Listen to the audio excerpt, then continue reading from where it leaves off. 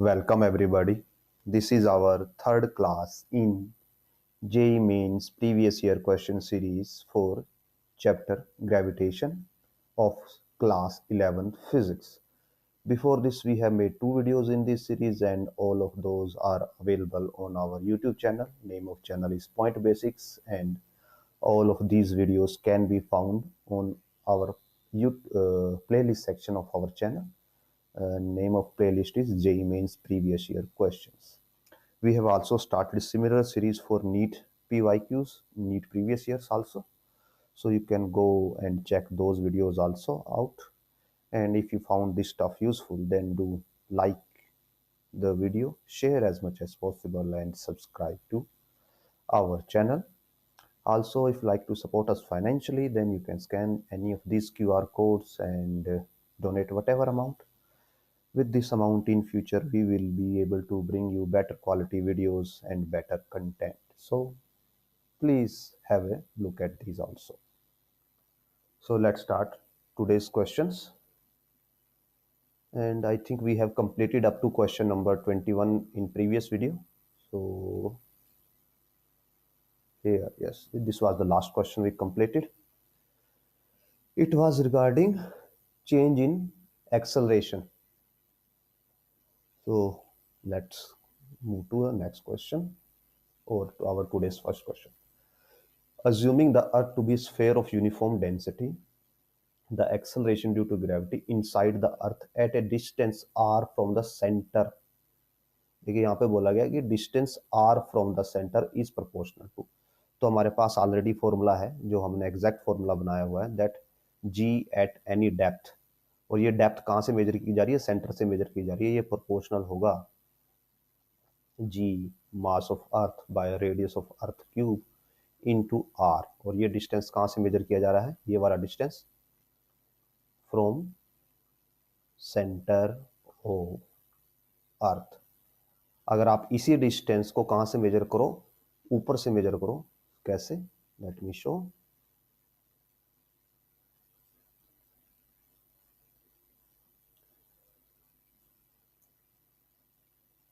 And here it is, ये मान लो ये हमारा, हम इस पॉइंट पे मेजर कर रहे हैं, तो जो हमारा ये वाला इक्वेशन है इसमें r की वैल्यू ये है। अगर हम r की वैल्यू ऐसे ले लें कि जो हमारा r है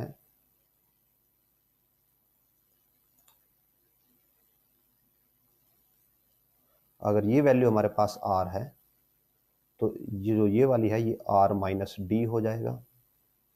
थोड़ा सा हम इसको थिन कर लेते हैं, और उस सिनेरियो में जो जी डी है उसकी वैल्यू आ जाएगी G M E by R E cube into R minus D, because यहाँ पे डिस्टेंस है जो सेंटर से मेजर किया गया है, तो ये फॉर्मूला आंसर होगा, और यहाँ पे प्रोपोर्शनल टू आर होता है, यानी कि option A is the right answer. Next question, the height at which acceleration due to gravity becomes g by 9, the acceleration due to gravity on the surface of earth in terms of r, the radius of earth बताना है हमें। तो ये बोला गया है कि g की वैल्यू g by 9 हो जाती है और हाइट पे हो जाती है, तो g at any height हमारे पास होता है g m e, m mass of अर्थ है, divide by radius of earth plus h का स्क्वायर, और ये किसके इक्वल बोला गया है, ये इक्वल बोला गया है g बाय 9 के, और g की हम नॉर्मल वैल्यू पुट कर देंगे जो सरफेस पे होती है, G M E R plus H का square is equal to G M E R square और इनटू है 1/9। सो ये दोनों कैंसिल हो जाते हैं, दोनों का अंडर रूट ले लेते हैं, दोनों का अंडर रूट लेके हमें मिलेगा 1 plus R H is equal to 1/3r, cross multiply करके 3r is equal to R plus H, और यहाँ से h इज इक्वल टू आ जाता है 2r। Option D is the right answer. Next question,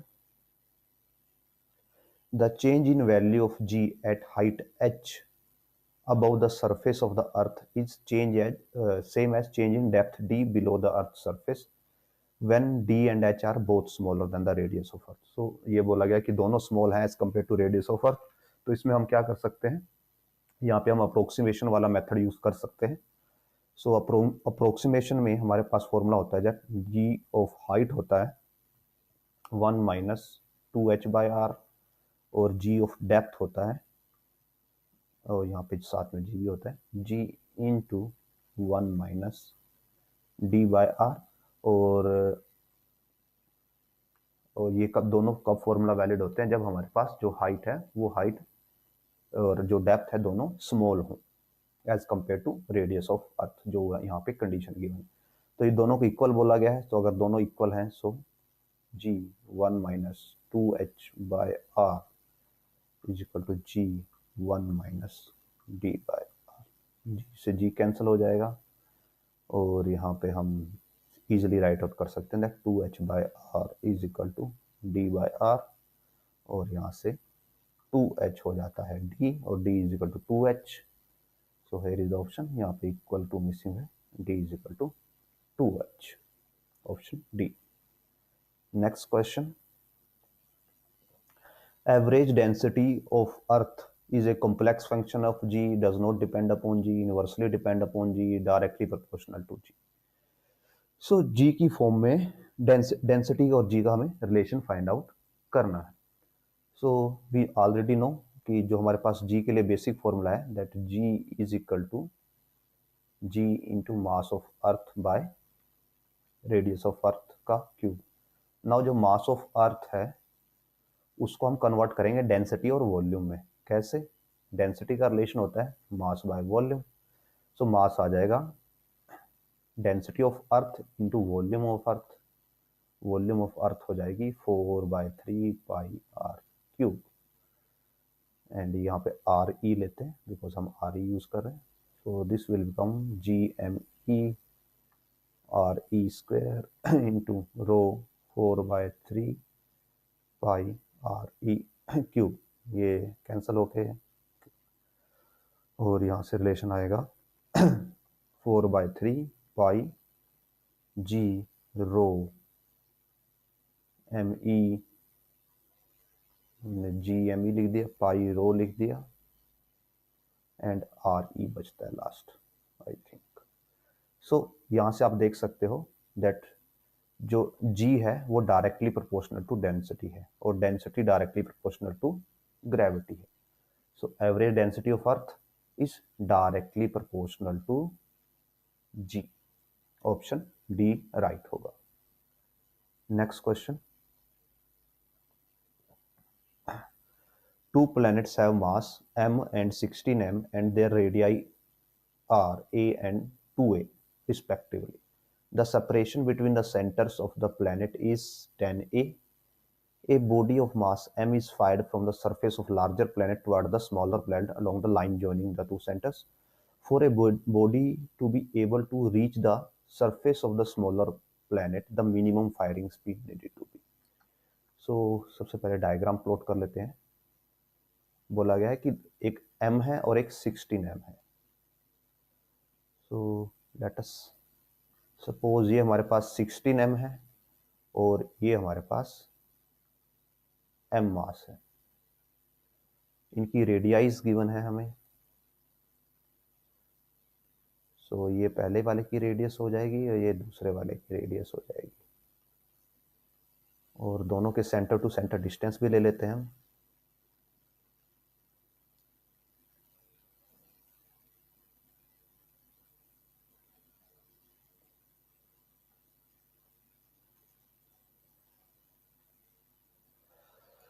so centre to centre distance given है 10a. पहले m की रेडियस a है, सो ये इसका मास m है, रेडियस a है. इसका मास 16m है और रेडियस 2a है. सेंटर टू सेंटर डिस्टेंस हमारे पास 10a अवेलेबल हो गया. सो अब हमें क्या करना है, जो लार्जर है towards the smaller planet. Yes, larger से आपको एक ऑब्जेक्ट को थ्रो करना है स्मॉलर की तरफ, और उसको आपको मिनिमम वेलोसिटी देनी है सो दैट वो स्मॉलर तक पहुंच जाए. ओके, नाउ हाइपोथेटिकल सिनेरियो में कंसीडर कीजिए कि हमारे पास एक ऑब्जेक्ट है, यहाँ पे ये हमारे पास एक ऑब्जेक्ट है जिसको हमें थ्रो करना है, और ये सपोज यहाँ से x डिस्टेंस पे है, तो यहाँ से कितने डिस्टेंस पे हो जाएगा, 10a माइनस एक्स डिस्टेंस पे हो जाएगा स्मॉलर से। सो अब जो ये वाला है ऑब्जेक्ट, इस पे 16m अपनी ग्रेविटेशनल फोर्स से इसको इस साइड अट्रैक्ट कर रहा है, और जो ma है, ये स्मॉल मास है, वो उसको अपनी तरफ ग्रेविटेशनल फोर्स से अट्रैक्ट कर रहा है। तो जैसे ये मूव करेगा, जब आप इसको वेलोसिटी दोगे,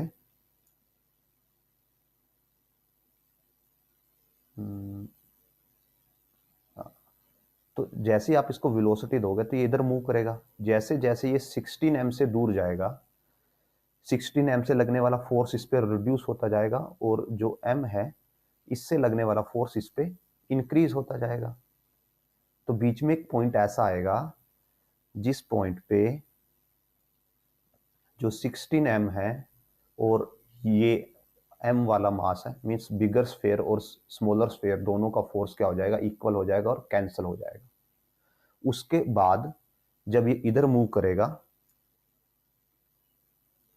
तो इस पे 16 जो स्मॉलर स्फीयर है उसका फोर्स ज्यादा होगा, और 16 वाले का जो फोर्स है वो कम होगा। तो अब आपको इसको वेलोसिटी देने की जरूरत नहीं पड़ेगी, ये अपने आप m की तरफ चला जाएगा।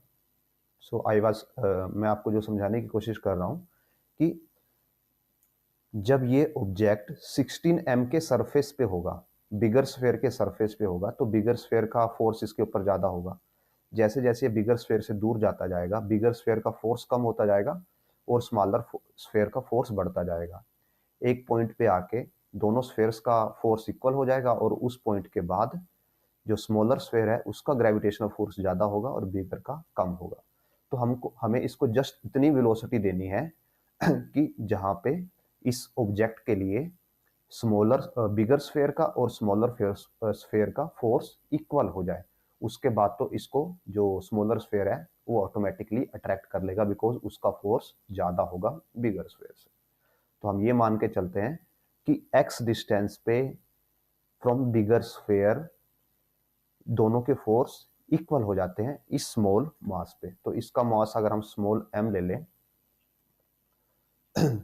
तो इस x डिस्टेंस पे जिसको हम पॉइंट A बोलते हैं, तो पॉइंट A पे लगने वाले फोर्सेस क्या क्या होंगे, और हम जो हमारी ये राइट साइड है इसको पॉजिटिव मान के चलते हैं, लेफ्ट साइड को हम नेगेटिव मान के चलते हैं। सो फोर्सेस ऑन मास m, एक एक तो फोर्स लग रहा होगा किसकी वजह से, स्मॉल स्फीयर की तरफ की वजह से लग रहा होगा, और ये हो जाएगा कितना, g mass of small sphere into mass of object divided by distance, that is 10a minus x, sorry 10a minus x है होल स्क्वायर, माइनस बिकॉज जो बिगर स्फीयर है उससे अपोजिट डायरेक्शन में फोर्स होगा, ये हो जाएगा g 16m into small m divided bye x square. और बिकॉज हम ये मान रहे हैं कि इस पॉइंट पे फोर्सेस इक्वल हो जाते हैं, तो ये नेट फोर्स किसके इक्वल होना चाहिए, 0 के इक्वल होना चाहिए।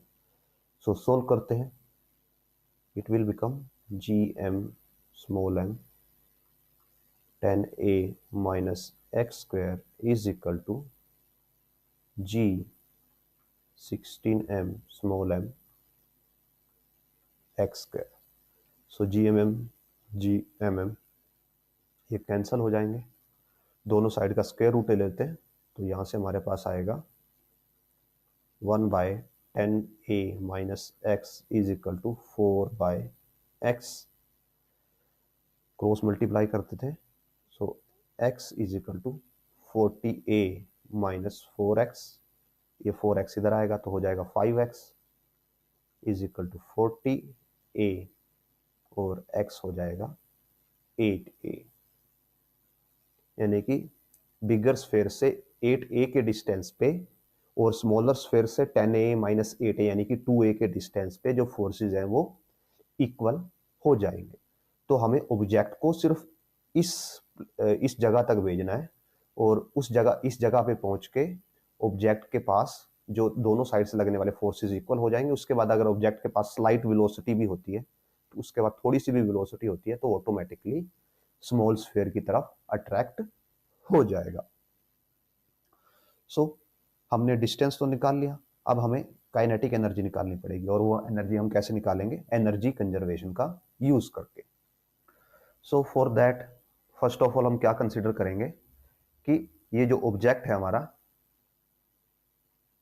ये जो हमारा ऑब्जेक्ट है पहले वो यहां पे है, किस पे? 16 m के सरफेस पे। तो इसको बोलते हैं case one. Case one, object at 16 m surface. जब ऑब्जेक्ट आपका 16 m के सरफेस पे है, तो हम इसको क्या मान रहे हैं कि इसके पास एनफ वेलोसिटी है कि ये इस पॉइंट तक पहुंच पाए। तो इसके पास एक तो क्या हो गई? वेलोसिटी हो गई, एक पोटेंशियल एनर्जी होगी 16 m की वजह से, और एक पोटेंशियल एनर्जी होगी इस m की वजह से। तो हमें टोटल पोटेंशियल एनर्जी लिखनी होगी। तो इसकी टोटल एनर्जी आ जाएगी, it will be minus G 16 m into small m divide by कितना डिस्टेंस है ऑब्जेक्ट में और स्फेयर के सेंटर में? इट इज 2a, इसकी रेडियस के बराबर, माइनस इसकी वजह से पोटेंशियल एनर्जी जो होगी इट विल बी जी, इसका मास m है और इसका मास स्मॉल m है, डिवाइड बाय इसके सेंटर में और इस ऑब्जेक्ट में डिस्टेंस, ये वाला डिस्टेंस 2a है, तो ये जो डिस्टेंस बच जाता है बाकी का 8a बच जाता है। आपको ये पता है कि बिगर स्फेयर की रेडियस 2a है और इनका centre to centre distance 10a है, तो ये डिस्टेंस बच जाता है 8a प्लस काइनेटिक एनर्जी जो इसके पास है, जिसकी वजह से ये इस a पॉइंट तक पहुंचेगा। नाउ ये ऑब्जेक्ट अब a पॉइंट पे पहुंच जाता है,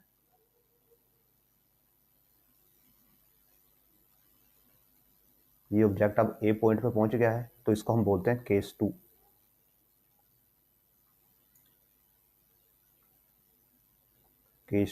केस टू में टोटल एनर्जी कितनी हो जाएगी? अब ऑब्जेक्ट के पास हमने क्या बोला कि हमें जस्ट यहां तक पहुंचाना है, तो काइनेटिक एनर्जी सिर्फ इतनी थी इसके पास कि यहां तक पहुंच पाए, मींस ये यहां पे आके रेस्ट में हो जाता है।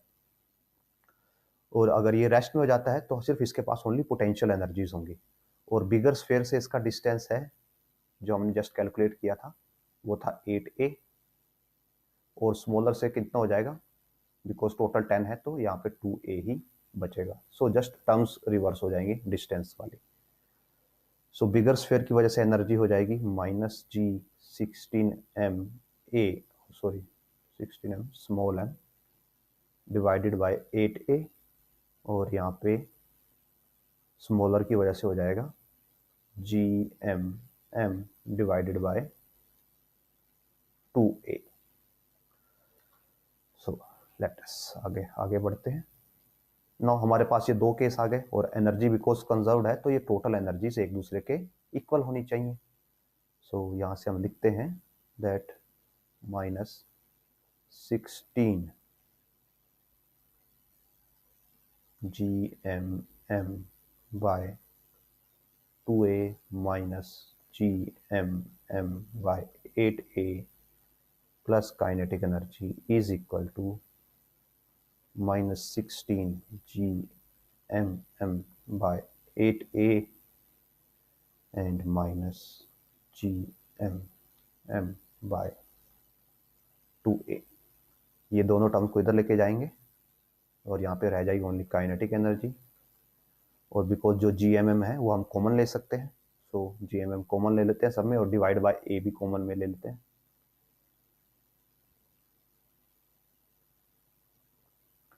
यहाँ पे बचता है माइनस 16 बाय 8 यानी कि -2, यहाँ पे बचता है -12, ये इधर आके प्लस होगा और ये होगा प्लस में 16 बाय 2 यानी कि प्लस के 8, और ये हो जाएगा प्लस में 1 बाय 8।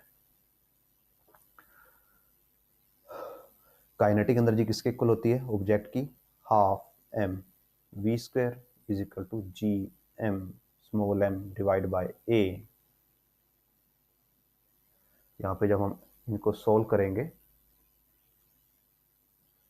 सो 8 - 2 6 हो जाएगा, एंड एलसीएम तो 8 ही आएगा, एज इट इज कर देते हैं। ये -16, ये -4, ये 64 और ये हो जाएगा 1 आई थिंक। फर्दर इसको सोल्व करेंगे जब, सो m से m कैंसिल हो जाएगा यहाँ पे, और यहाँ पे v स्केयर हो जाएगा 2gm/a, और ये आपको देगा 45 डिवाइड बाय 8, और इसको हम ऐसे लिख सकते हैं दैट ये 2 से 4 कैंसिल हो जाएगा, सो gm/a 45/4, और v की वैल्यू आ जाएगी √gm/a। 45 को हम लिख सकते हैं 5 × 9/4, so it will be 3/2 √5gm/a। Match करते हैं आंसर को। Here is option D, 3/2 √5gm/a is the right answer. Next question की तरफ बढ़ते हैं। So on the x-axis at a distance x from the origin, the gravitational field due to mass distribution given by in the x direction. So x direction में ये field की value है हमारे पास। The magnitude of the gravitational potential on the x-axis at a distance x taking its value to be 0 at infinity. तो हमारे पास gravitational field की value given है, यानी कि Eg हमें गिवन है। Eg की वैल्यू है ax divide by x square a square 3/2, and इससे हमें पोटेंशियल की वैल्यू फाइंड आउट करनी है, और ये सिर्फ x डायरेक्शन में ही करनी है।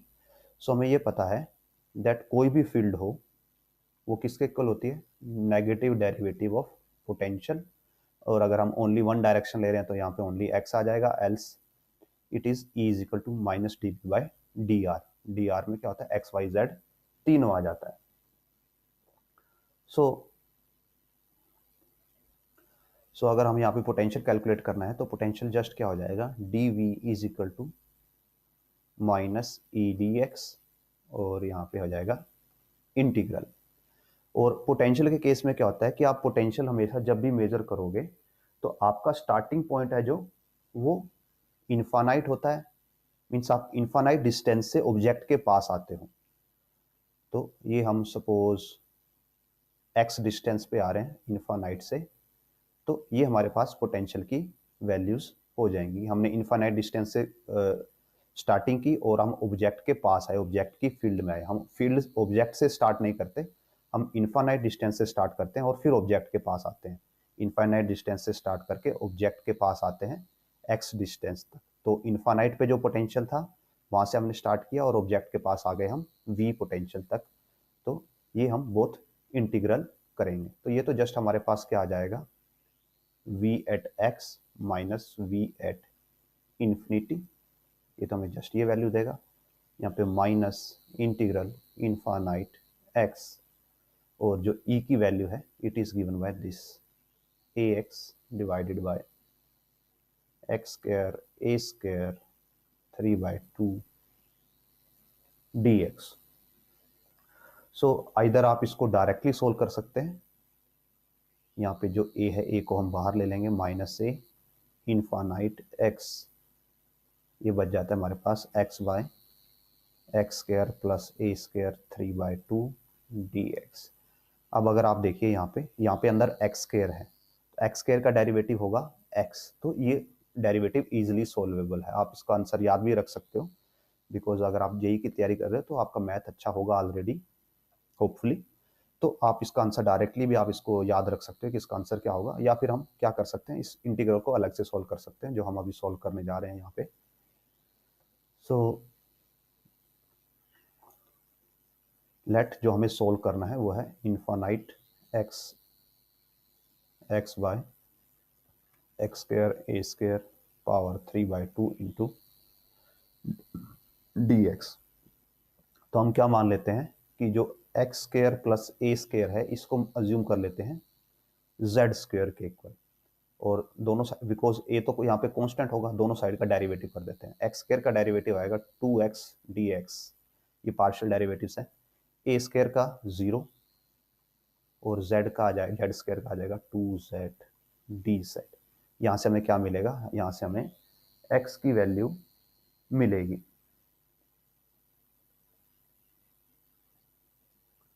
This method will not work because यहाँ पे हम जब dx निकालेंगे तो अगेन यहाँ पे हमारे पास 2z dz बाय x आ जाएगा।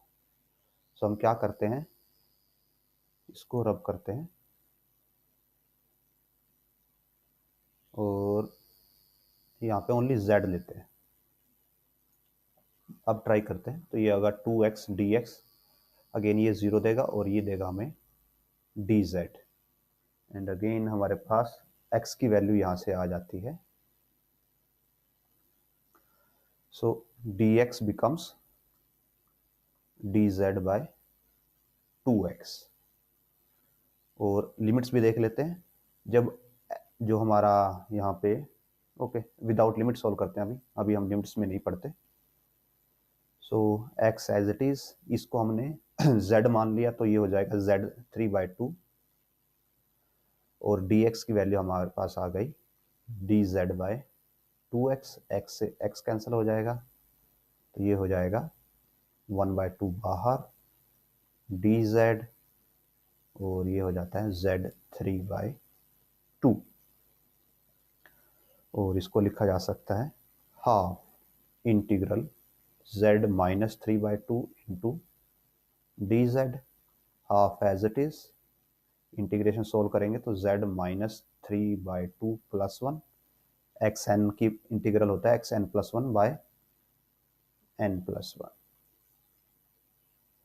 सो यहाँ से हमें मिलेगा z power minus half divided by, ये भी हमें मिलता है माइनस हाफ। तो ये ऊपर जाके इसको कैंसिल कर देगा और ये हमारे पास ओनली आंसर होगा नेगेटिव 1/√z, और 1/√z की अब हम वैल्यू पुट कर देंगे। z को हमने क्या माना था, √x² प्लस a²। तो ये हो जाएगा नेगेटिव में x² प्लस a², और अब हम इसमें लिमिट्स पुट करेंगे बाद में। यहाँ पे हमने इंटीग्रल सोल्व कर लिया, अब लिमिट्स पुट कर देंगे। तो यहाँ पे रख देते हैं इसको, let us copy this.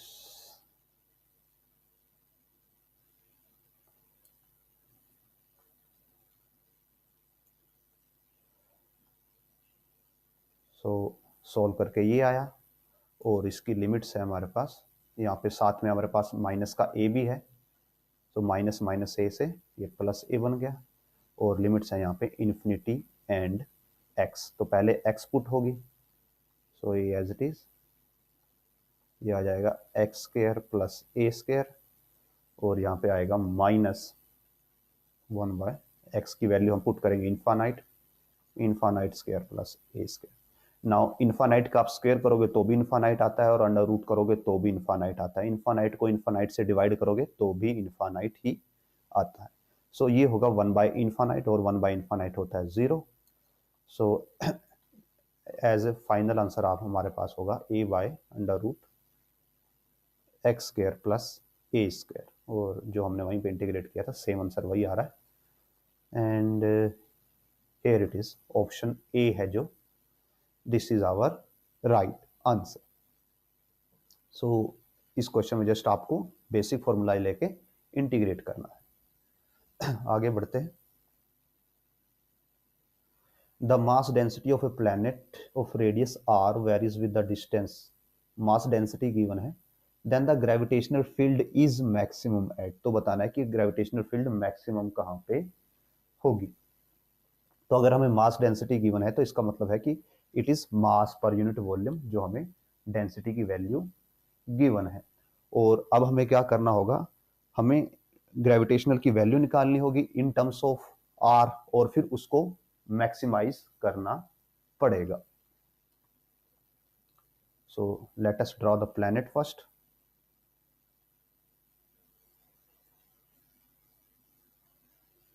Suppose कर लीजिए हमारे पास कोई प्लैनेट है, और इस टाइप के क्वेश्चंस को आपको करने के लिए ऑलवेज हम क्या करते हैं, अंदर एक एलिमेंट लेते हैं हमेशा। सो हमने एक छोटा एलिमेंट कंसीडर कर लिया। ये एलिमेंट जो सेंटर है प्लैनेट का उससे एक्स डिस्टेंस पे है, और हमें ये पता है कि जो ग्रेविटेशनल फील्ड है जैसे आप प्लैनेट से बाहर जाओगे तो वो क्या होगी, रिड्यूस होगी। व्हाई? बिकॉज मास की वैल्यू फिक्स कांस्टेंट हो जाती है। जब तक आप प्लैनेट के अंदर हो तो जो आपका मास है वो वेरी कर रहा है कि आप कितनी हाइट पे हो, उसके कोरस्पोंडिंगली जो आपके नीचे वाला मास है, जिस हाइट पे आप, उस हाइट से जो सर्कल बनेगा, ये मास आप रेडियस को चेंज करके, एक्स की वैल्यू को चेंज करके इसके अंदर जितना मास कवर होगा वो चेंज कर सकते हो। तो ग्रेविटी की वैल्यू इंक्रीज या डिक्रीज हो सकती है depending upon the formula of density. But जैसे आप प्लेनेट से बाहर जाओगे तो जो आपकी रेडियस है, रेडियस की वैल्यू क्या हो जाएगी, कांस्टेंट, सॉरी मास की वैल्यू कांस्टेंट हो जाएगी और डिस्टेंस बढ़ता जाएगा। तो अगर मास की वैल्यू कांस्टेंट हो जाए और डिस्टेंस बढ़ता रहे तो आपको पता है दैट जो एक्सेलरेशन ड्यू टू ग्रेविटी होता है, ग्रेविटेशनल फील्ड, वो क्या होता है, जी एम बाय ये डिस्टेंस का स्क्वायर। आर क्या है, डिस्टेंस फ्रॉम द सेंटर। अगर आप ये डिस्टेंस बढ़ाते जाओगे तो फील्ड तो ऑटोमेटिकली वीक होती जाएगी, डिक्रीज होती जाएगी। तो बाहर वाले में तो मैक्सिमम फील्ड मिलने का कोई चांस नहीं है, ओनली इनसाइड हमें कहीं पे मैक्सिमम फील्ड मिल सकती है। दैट्स वाई हम यहाँ पे ओनली अंदर वाले के लिए सोल्व करेंगे और उसी को मैक्सिमाइज करेंगे। और अगर आप यहाँ पे ऑप्शंस भी देखें तो सभी के सभी ऑप्शंस, कोई भी ऑप्शन में जो डिस्टेंस है सेंटर से वो रेडियस से ज़्यादा नहीं है, सभी के सभी में डिस्टेंस स्मॉल है। So with this let's start. इसकी रेडियस x हो गई, डेंसिटी हमारे पास ये है at r distance. So x distance पे डेंसिटी हो जाएगी rho node 1 minus X square by R square, और इस डिस्टेंस पे मास की वैल्यू हो जाएगी dm, इट विल बी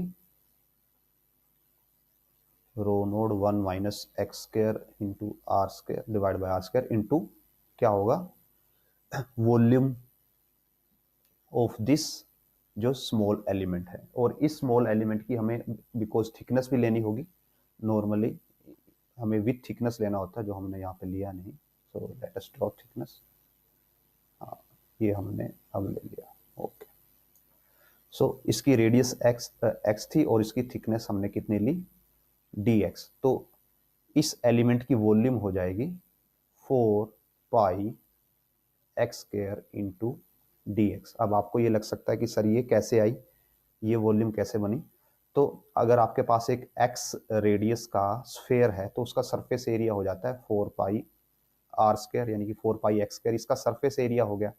और अगर आप एरिया को लेंथ से मल्टीप्लाई कर देते हो तो वॉल्यूम बन जाता है। तो इसकी जो लेंथ है या थिकनेस है दैट इज dx। तो ये ऐसे बनी। या फिर आप क्या कर सकते हो, अगर आप वॉल्यूम लो 4 पाई एक्स क्यूब, तो इसका डेरिवेटिव ले लो, dv हो जाएगा 4/3 पाई 3 एक्स स्क्वायर इंटू dx। तो यहाँ से मल्टी कट होके अगेन आपके पास 4 पाई एक्स स्क्वायर इंटू dx बचेगा, dv की वैल्यू। सो ये हमारे पास dm हो जाता है। और अब हम इसको क्या करेंगे, इंटीग्रेट करेंगे। इंटीग्रेट करेंगे बिकॉज जो मास है, हम मास की वैल्यू निकाल लेंगे और फिर मास की वैल्यू को पुट करके हम रेडियस की वैल्यू कैलकुलेट कर पाएंगे, ओ सॉरी ग्रेविटी की वैल्यू कैलकुलेट कर पाएंगे। सो इंटीग्रेट करके मास की वैल्यू निकालते हैं, dm integral 0 to x, because हम x डिस्टेंस तक ही निकाल रहे हैं।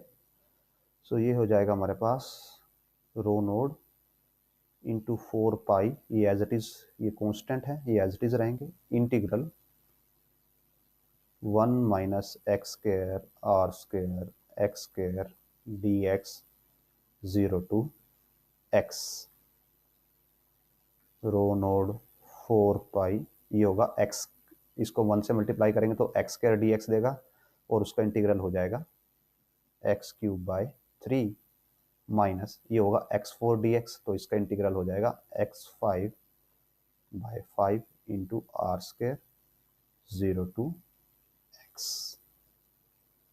सो m ऑफ x आ जाता है हमारे पास, it comes out to be 4 pi rho naught, zero put करेंगे तो सब जीरो ही हो जाएगा, ओनली x से वैल्यू आएगी, X cube by 3 minus x 5 by 5r²। तो ये हमारे पास मास आ गया। तो अब इस मास से हम क्या बनाते हैं, value of gravitational field. So gravitational field हो जाएगी, ग्रेविटेशनल फील्ड के लिए फॉर्मूला होता है, it is E G will be G M by distance का स्क्वायर। सो डिस्टेंस है x, g कांस्टेंट है और ये हो गया mx, और यहाँ पे आ जाएगा x।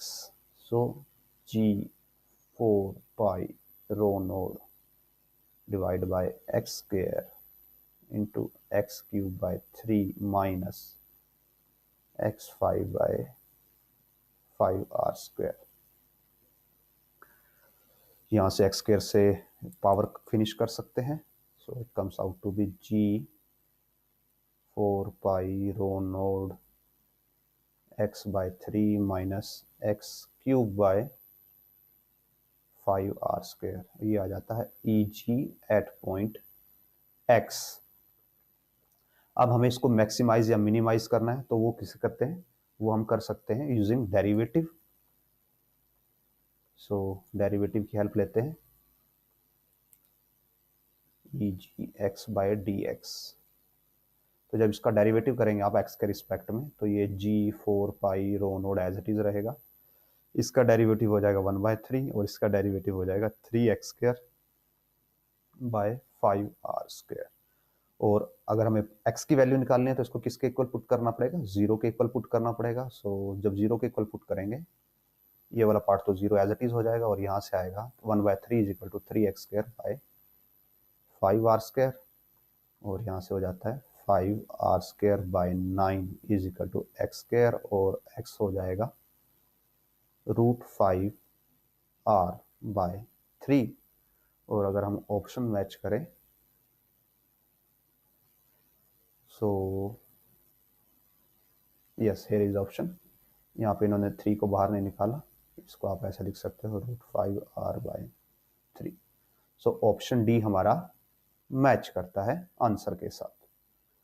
Next question, consider to solid sphere of radii r1 of 1m and r2 is 2m, 1 meter and 2 meter, and masses m1 and m2 respectively. The gravitational field due to sphere 1 and 2 are shown in the figure. तो हमें m1 और m2 का ratio बताना है कि m1 m2 का ratio क्या होगा।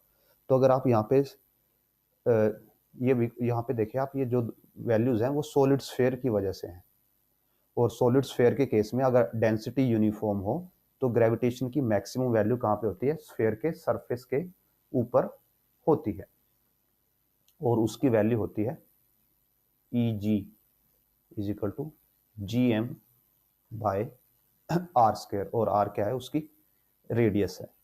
सो जो पहला स्फीयर है नंबर 1, उसकी फील्ड की वैल्यू अगर आप यहाँ पे देखें तो इट इज 2, तो ये हो जाएगा g mass of 1 divide by इसकी रेडियस, पहले की रेडियस 1 मीटर है, सो 1 का स्क्वायर, और ये हो जाएगा gm1। Eg2, इसके लिए ग्रेविटेशनल फील्ड की वैल्यू है 3, so 3 is equal to gm2 by इसकी रेडियस, और इसकी रेडियस है 2 मीटर, यानी कि 2 का square is equal to gm2 by 4।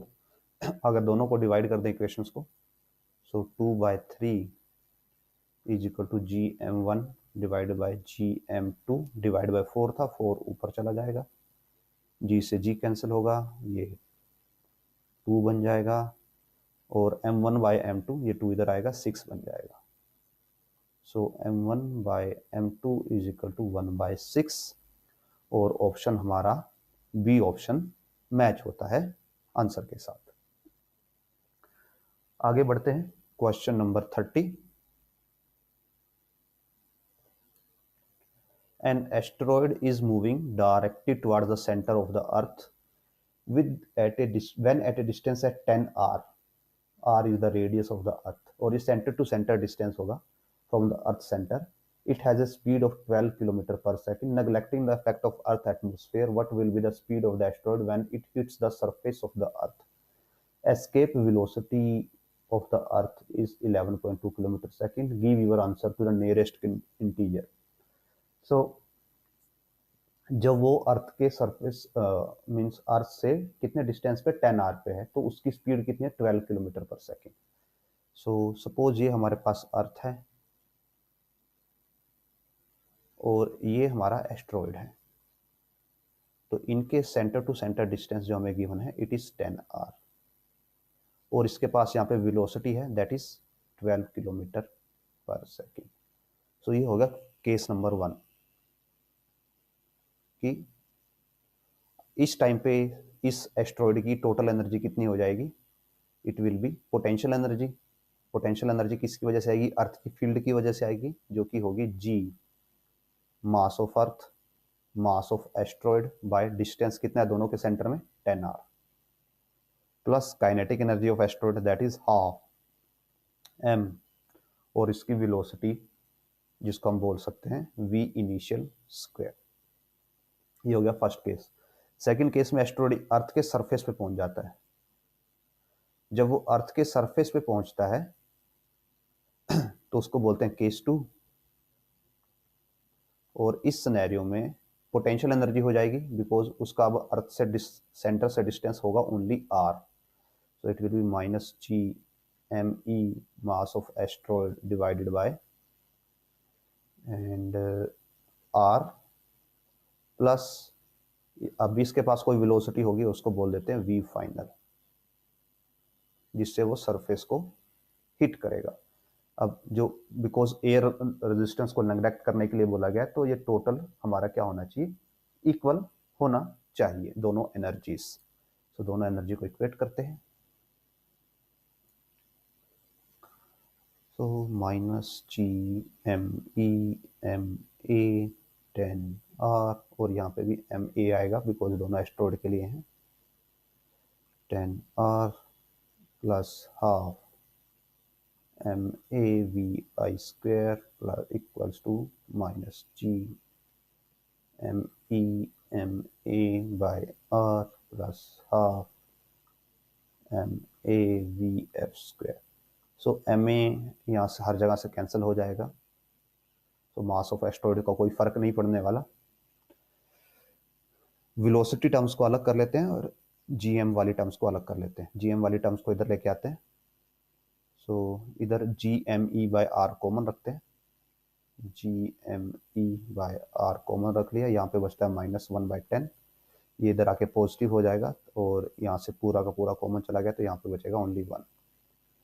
ये हो जाएगा half common v final square minus v initial का स्क्वायर.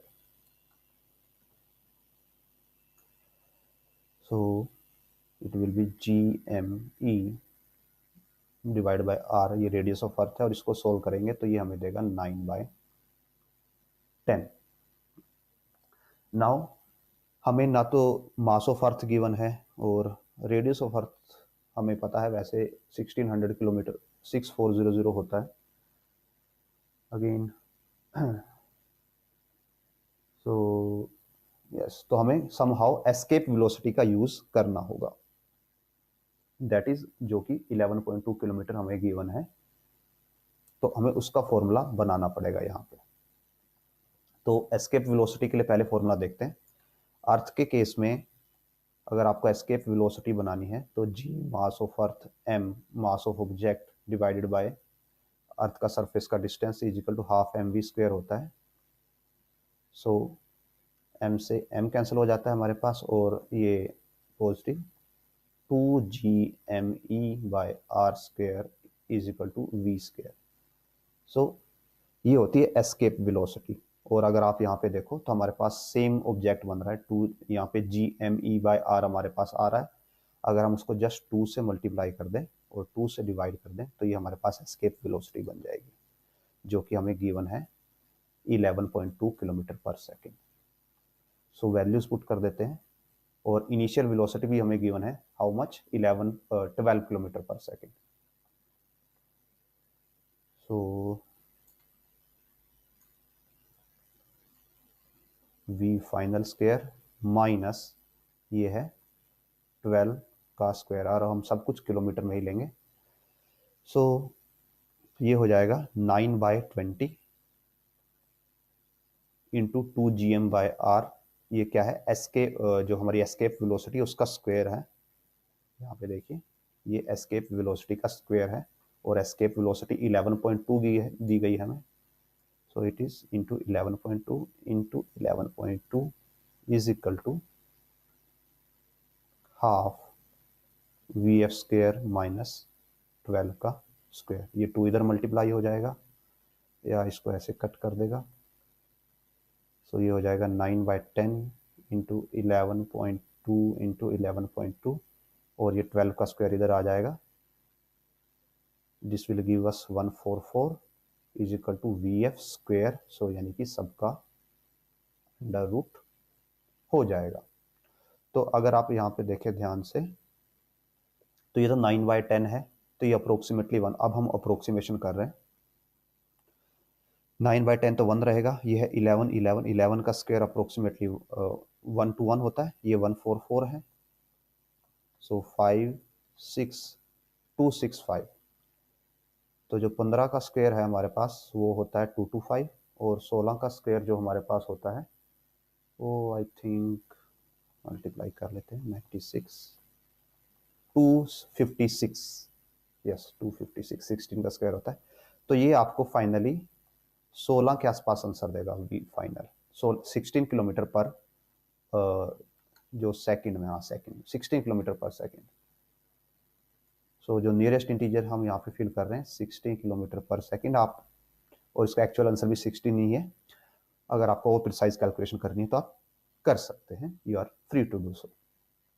और वैल्यूज आप देख सकते हैं वहाँ पे एज इट इज हमने लिखी हुई। तो आगे बढ़ते हैं नेक्स्ट क्वेश्चन की तरफ। So in next question, a solid sphere of mass m and radius a is surrounded by uniform concentric spherical shell of thickness 2a and mass 2m। तो रेडियस भी 2 है, थिकनेस 2 है, इंटरनल रेडियस a हो गई, external radius let me read it.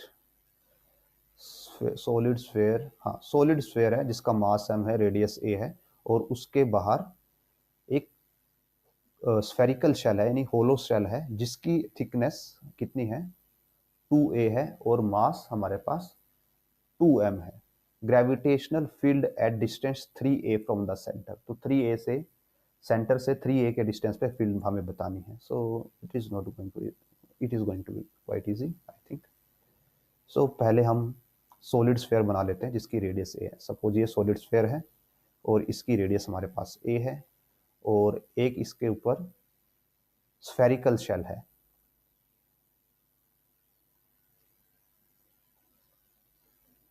और ये हो गया स्फेरिकल शेल जिसकी थिकनेस 2a, मीन्स आप बोल सकते हो कि रेडियस उसकी 2a होगी। अब जो स्फेरिकल शेल है इसका मास हमें गिवन है दैट इज 2m। यस, इस स्फेरिकल शेल का मास 2m गिवन है और जो ये सॉलिड स्फेयर है इसका मास हमें m गिवन है और एक ऑब्जेक्ट है यहाँ पे डिस्टेंस 3a पे, सेंटर से ये वाला डिस्टेंस 3a है। तो इस पॉइंट पे हमें फील्ड बतानी है। तो फील्ड का फॉर्मूला होता है, बिकॉज ये पॉइंट दोनों के बाहर है, दोनों के आउटसाइड है, तो यहाँ पे कोई आपको इंटरनल मास वेरिएशन वगैरह कुछ नहीं करना, जस्ट आपको क्या क्या सिंपल लगाना है, सिंपल फॉर्मूला फील्ड के लिए that G is equal to E G M by जो डिस्टेंस है उसका स्क्वायर। सो यहाँ पे दो कंट्रीब्यूशन आएंगे फील्ड में, एक तो सॉलिड की तरफ से और एक होलो की तरफ से। सॉलिड से हो जाएगा G M divide by 3a का स्क्वायर प्लस होलो की तरफ से हो जाएगा g इंटू होलो का मास है 2m और उससे भी डिस्टेंस कितना है सेंटर से 3 है। सो इसको आप ऐड करोगे तो ये जाएगा 3gm बाय 9a² और gm by 3a²। So option C हमारा राइट आंसर होगा। Now coming to next question पे जाते हैं। So four identical particles of mass m are located at the corners of a square of side A. What should be their speed if each of them revolves under the influence of others gravitational field in the circular orbit circumscribing the square? So इस question को हम already इस similar question हम यहाँ पे already कर चुके हैं। यहाँ पे साइड की वैल्यू a गिवन है। Let me show you that question. I think that was question number 7 जो हमने क्वाइट डिटेल में किया है।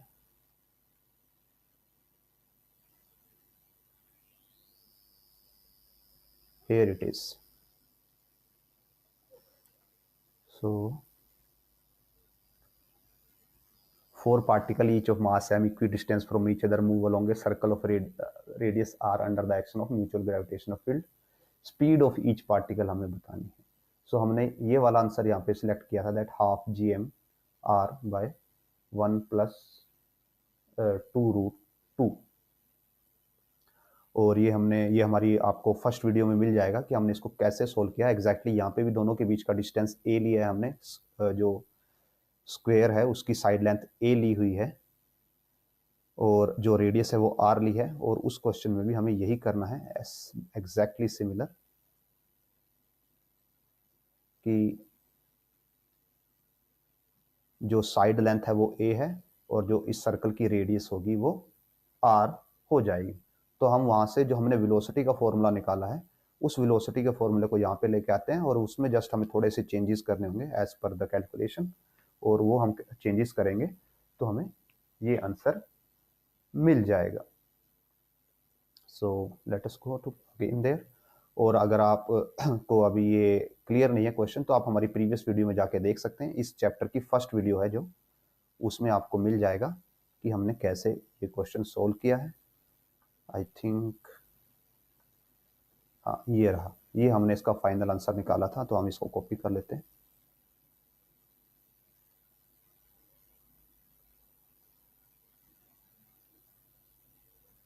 एंड यहाँ पे वापस आते हैं,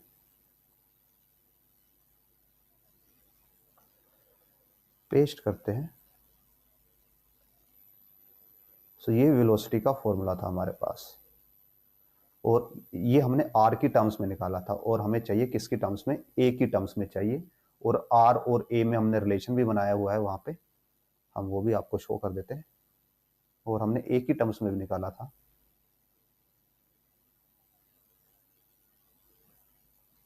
ये रहा, देखिए ये आर की टर्म में था और ये था ए की टर्म में। सो हम इसको भी कॉपी कर लेते हैं। फर्स्ट इस क्वेश्चन में हमने फर्स्ट ए की टर्म्स में निकाला था बट आंसर आर की टर्म में था, दैट्स वाई हमने इसको आर में कन्वर्ट किया था। और अगर आप रिलेशन भी देखें आर और ए में तो ए था r√2 के इक्वल। सो अगेन बैक जाते हैं वापस।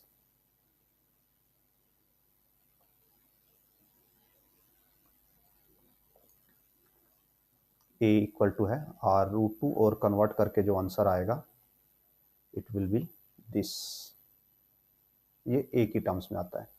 तो आप देखिए यहाँ पे gm/a तो हमारा अंदर है ही, जस्ट इसको सॉल्व करना है और जब इसको सॉल्व करेंगे तो इनमें से आगे कोई नंबर हमें मिलेगा और उस नंबर से हम आंसर निकाल पाएंगे। सो जो 2√2 होगा इट विल बी 2.82 बिकॉज √2 होता है 1.41 plus 1 divide by again 2.82। So this will gives 382 यानी 382/282 और होल अंडर रूट। तो अगर आप यहाँ पे देखें जब आप इसको with help of calculator solve करेंगे तो जो आंसर मिलेगा it is 1.16। So option B is the right answer. Let's move to next question and this will be today's last question number 33. A test particle is moving in a circular orbit in a gravitational field produced by mass density given यानी mass per unit volume है. Identify the correct relation between the radius r of the particle orbits and the period t. तो time period के और radius के बीच का relation बनाना है और हमें डेंसिटी गिवन है. तो अगेन हमने एक जैसे क्वेश्चन किया था तो हम उसी क्वेश्चन से जाके डायग्राम कॉपी कर लेते हैं. Here it is. So again हम क्या करेंगे, कंसिडरेशन अज्यूम करेंगे कि एक प्लैनेट है कोई, इसको हमने कॉपी कर लिया. So let's move.